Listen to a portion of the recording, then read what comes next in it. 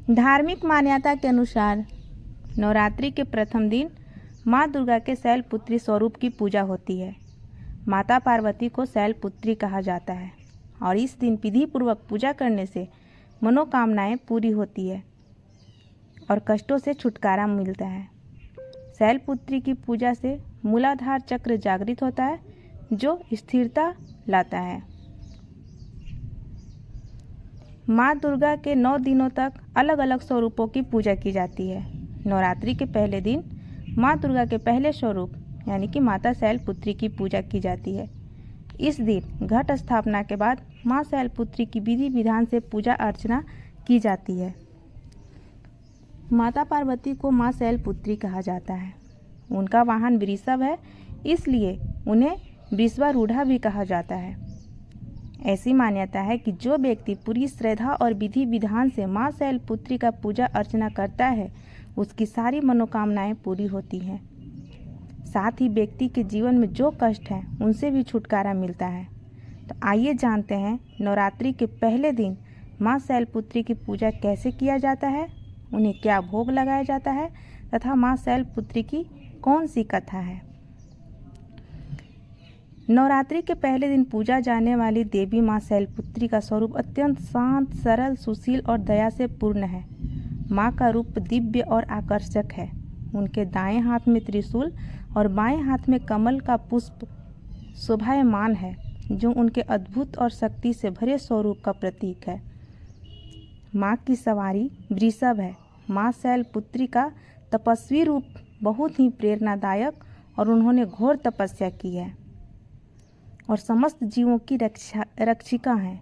नवरात्रि के पहले दिन का व्रत और पूजा विशेष रूप से कष्टों से मुक्ति दिलाने वाली मानी जाती है।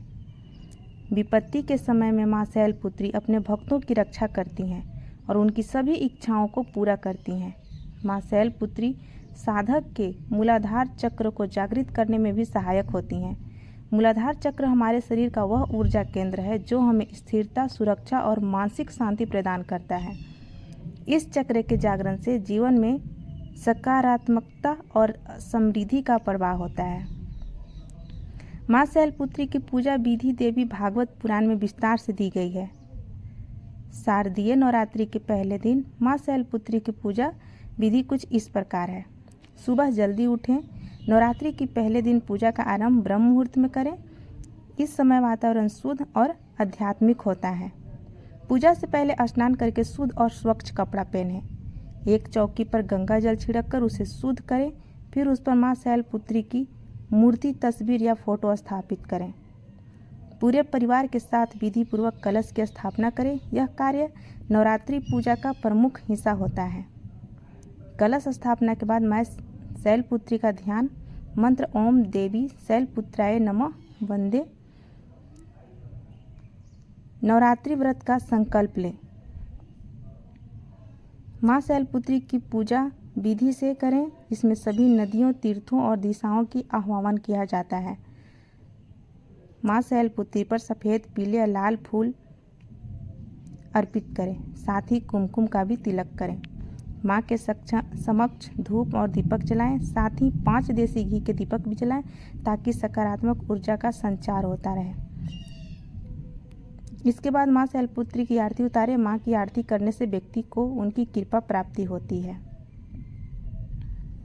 पूजा के बाद माँ शैलपुत्री की कथा, दुर्गा चालीसा, दुर्गा स्तुति या दुर्गा सप्तशती का पाठ करें, जिससे माँ के आशीर्वाद प्राप्ति होती है। परिवार के साथ जय माता दी के जयकारे लगाएं, इससे घर में सकारात्मक ऊर्जा प्रवाह होता है। अंत में माँ शैलपुत्री का भोग अर्पित करें। शाम के समय भी पूजा करें। इस समय भी माँ की आरती उतारें और मंत्र जाप करके ध्यान लगाएं। माँ शैलपुत्री की पूजा विशेष रूप से सफ़ेद रंग का महत्व है जो शांति और पवित्रता का प्रतीक है। माँ शैलपुत्री को प्रसन्न करने के लिए सफ़ेद रंग की सामग्री का अर्पण करना आवश्यक होता है। माँ शैलपुत्री को सफ़ेद रंग के फूल अर्पित करें। पूजा में माँ को सफ़ेद मिठाई जैसे खीर, खाजा, सफ़ेद लड्डू अर्पित करें। सफ़ेद रंग की अन्य सामग्री जैसे दूध और दही भी अर्पण कर सकते हैं। अब है माँ शैलपुत्री जी की कथा। देवी सती के पिता प्रजापति दक्ष एक बड़ा यज्ञ आयोजित किया जिसमें सभी देवताओं को आमंत्रित किया गया। सिवाय अपनी बेटी सती और उनके पति भगवान शिव के। सती को यज्ञ में भाग लेने की तीव्र इच्छा थी, लेकिन भगवान शिव ने उन्हें समझाया कि शायद उन्हें जानबूझकर यज्ञ में नहीं बुलाया गया है। भगवान शिव से सती को बहुत समझाने की कोशिश की, लेकिन सती अपनी जीत पर अड़ी रही। आखिरकार भगवान शिव ने उन्हें यज्ञ में जाने की अनुमति दे दी। जब सती यज्ञ में पहुंची तो वहां उनके साथ बुरा व्यवहार किया गया। सती की मां को छोड़कर किसी ने भी उनसे सम्मानपूर्वक बात नहीं की, बल्कि उनका मजाक उड़ाया गया। यह अपमान सती के लिए असहनीय था। यह कथा सती के रूप में मां दुर्गा के पहले रूप शैलपुत्री से जुड़ी हुई है। इस कड़ी में सती के दुख और संघर्ष का चित्रण किया गया है, जो बाद में उनके पुनर्जन्म के रूप में मां शैलपुत्री के रूप में प्रकट होते हैं। सती के पिता दक्ष द्वारा किए गए इस अपमान से सती बहुत आहत हुई। भगवान शंकर ने जब यह बात सुनी तो वे क्रोधित हो गए। दक्ष ने शंकर का अपमान किया। सती को यह पसंद नहीं आया। उन्होंने खुद को अग्नि में जला दिया।